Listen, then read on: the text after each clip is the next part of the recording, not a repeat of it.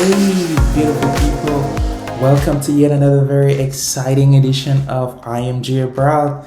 I am your host for today, and today it's a very exciting edition that we might do in several parts, and we will be talking about really moving to Canada as a healthcare professional. And if you're a healthcare professional, you're a nurse, you're a physician, medical laboratory scientist, researcher, you want to move over here to Canada, please stay tuned. So I get all these questions now and then, and people are like, Doctor, how can I move to Canada? I am going to try to answer those questions in this video, and I will rush you quickly through the different steps that you have to follow. I know a lot of people get lost. This video might be a little long. It has different components, but please stay tuned right up till the end. To support the channel, please like, share, and comment on this video. If you have any questions, check links in the description box on the different aspects that I will be talking about. So the first thing is that when you want to move to Canada, you want to move to any new country for that sort, you need your plan. You need to think of what you want to do.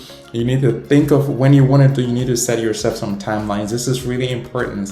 I'm not an immigration officer. I'm just having this information, trying to put it out there because lots of people have been asking me these questions. So the first thing you have to do is you have to think of getting your credentials evaluated if you want to come through a routing that you don't have a job. So first of all, you can come to Canada's different ways, different kinds of visas, and people always have different situations in life. So you have to decide on which is the best routing that fits you. Depending on what you're coming to do, one way might be easier than the other based on your case, your particular situation. If you have nobody, there are other ways that you can come here through. You can get a job, you can get hired by some employer here in Canada, and then they can offer you what we call an LMIA for you to be able to apply, take this paperwork and go show to immigration officer, and the immigration officer is going to give you a visa. There are other people who come right here and then they get a job and then they have an LMIA. An LMIA is just an official document that your employer will offer to you. It's not a job contract. It's some kind of document that is, has a relationship with the government. We can talk about that later, but they give you this document and then you can drive to the US Canadian border and you show the officers, and then they flip your visitor visa to a worker visa. We can talk about this in another video, but for today there is also express entry, which is a routing that most of the people do, which is just what I'm going to talk about today and just show you how doctors can come. So for you to come in through the express entry, say you don't have a job, you've tried applying, you haven't got it, you don't have anyone to invite you as a visitor, so you can come here, study Canada, see people, meet friends, you don't have anyone, and I'm happy we could do that for you. We could support you, just inviting you over. If you're interested, you can leave a comment in the description, send an email through the email that you see on your screen, and then we can reach out to you if you're really interested and you're serious in moving. We can always send you an invitation letter. You need to process, of course, your other documentations by yourself. So aside that, you can come here through the express entry, and the first thing that you need to always do, that I always tell people, is start with your educational credential. Express entry is a grading scale that the government of Canada uses to say, oh, we want highly skilled labor, we want people that are like you, healthcare professionals who've got a bachelor's degrees, you've got master degrees, you've got doctorate degrees, you've been doing all these amazing things in your home countries, you have decades of experience. We want you to come right here and then support our labor force. Our country is just about 38 million. We are growing, second largest country in the world. So the government of Canada entices people and want them to come to support the country, the falling economy, and the aging Canadian population. So then there's this express entry way that they have. If you're a medical doctor, that your school or where you got your degree be on the World Educational Assessment Board, and your medical degree has to be recognized by the government of Canada. So you can follow this website on your screen. You can get educational credential assessment for that. For physicians, I'll usually apply that. Just do it through Physicians Apply, and you can check out these videos here that I had recorded and just showing you the step-by-step way going through Physicians Apply. You can also do it going through WES. You can go through WES and you can be able to evaluate your credentials. This is really important.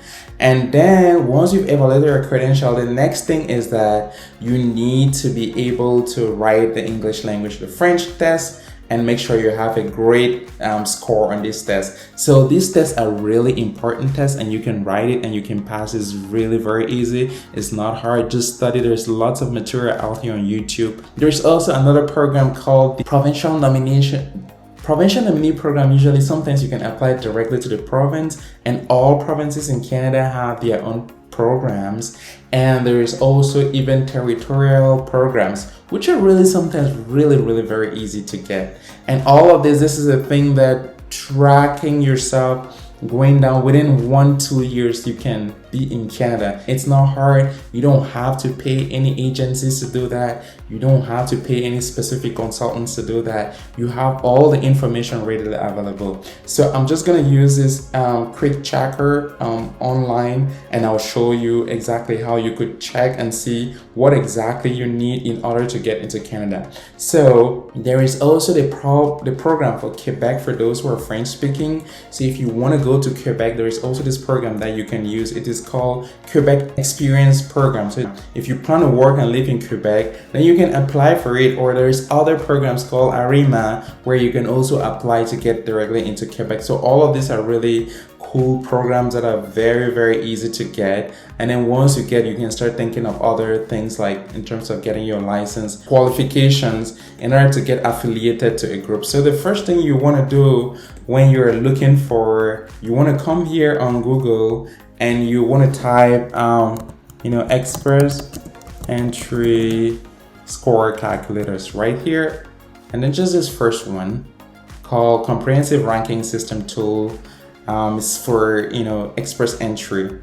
So you want to scroll right down, and then you want to start answering these questions. This is just a tool that the government of Canada has put out there to help you evaluate yourself even before you start. So it's gonna start by, what is your marital status? You can either be married, single. Let's say you're married. You could literally be single, so it's the same thing. It doesn't matter. If you're married, sometimes it increases your point. Let's say someone is single and then they want to come here. How old are you? Let's say you're in your 30s. You select that, and the next thing is, what is your level of education? You have a master's degree or professional degree?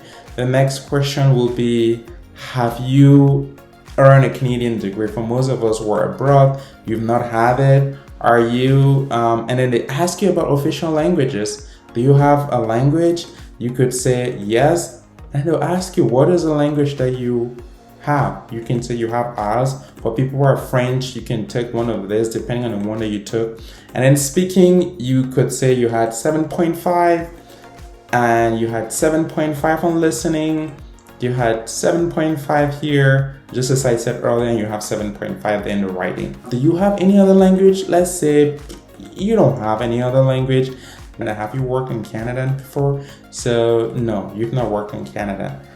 And in the last years, you have more than 3 years working experience in your home country. Do you have any? Let's say no province is giving you a nomination, because when you get into the express entry pool, there are some provinces who actually see your profile, they admire it, send you a letter and say, please apply to come to our province. And then they ask you that, please send us all these documents here, like this. Maybe sometimes there's a fee attached to that, you pay, then they give you an official letter, and you take that letter and you give it to the federal government to say, the province of Ontario wants me to come there. The government says, yeah, of course, and then they hand you your permanent resident. That is a really very quick step-by-step way. The thing is, here they ask you, do you have any particular job, according to the LMIA, as I was saying earlier, which is Labor Market Impact Assessment. You say no, you don't have any of that. Do you have a nomination certificate from a province? For now, you don't have any of that. And then the other question is that, do you or your spouse or common law partners, do you have family abroad in Canada? Maybe no. And then you can calculate your score. And you see it gives you a comprehensive score right here. And this score is really important score. So it gives you this score of 412. Now you need to work harder a little bit to get a better score. And where you can always work harder will be on your exams. If you get a better score here, say on this test, you're having higher scores, like you can see right here, this will go a long way to improve if on the speaking you have something higher, say 8.5 or 8, then you see it's going to change your score automatically, even if you don't have the others, and it's gonna calculate, and automatically you see it's giving you a higher score. So passing your language is really important. Like having really excellent scores is really important, and the same applies if you're doing for the French exams. If you have like really high scores, this will go a long way to improve your chances of being selected. As you can see right here, if you get those scores and then you calculate it, it's gonna give you, again, you can see a really very high score, and then you will be selected for you to come directly to Canada. So this is the exact tool that you need to check to see exactly what score you get in the language, or that you need in the language. That way you know how to work hard to prepare for it. I encourage you all to not get discouraged, take it serious, just work hard, and you can be able to make your dreams here. We will go detail into this in other videos, but if you have any questions, please type in the comments. This is not some scams that are out there. You really need to be very careful, because there's a lot of people who tell you, oh, come to Canada in 3 months, we will give you a work visa. Please be careful, that's not true. No one can do that for you. It's not true. The government of Canada has no programs that will do that for you. You can check out the processing times for any visa to come to Canada, and it's very easy. You can just go online by yourself. Canadian visa processing time, checking processing time. This is a Canadian visa, so it's quite easy. You can select depending on what you want. If you want a temporary visa studying, and then what kind of visa are you applying for? Say you're applying for a visitor visa from outside of Canada, then you need to check from what country are you applying this from. Say you're applying from Algeria, and then you can get a processing time. You see, it's going to take about 290 days. This is as of today. These numbers change every day, so sometimes don't get scared by this. Sometimes the time is really shorter. But again, it's just to say that if you're applying for, say, some economic immigration. So economic immigration is skilled federal workers, and then you get processing time. It's about 7 months.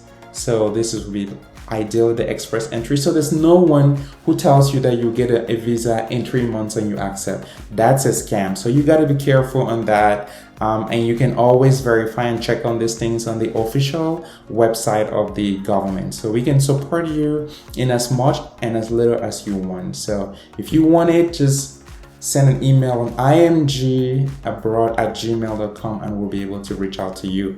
Thank you so much for liking and sharing this video. If you want more content like this, please subscribe and stay tuned.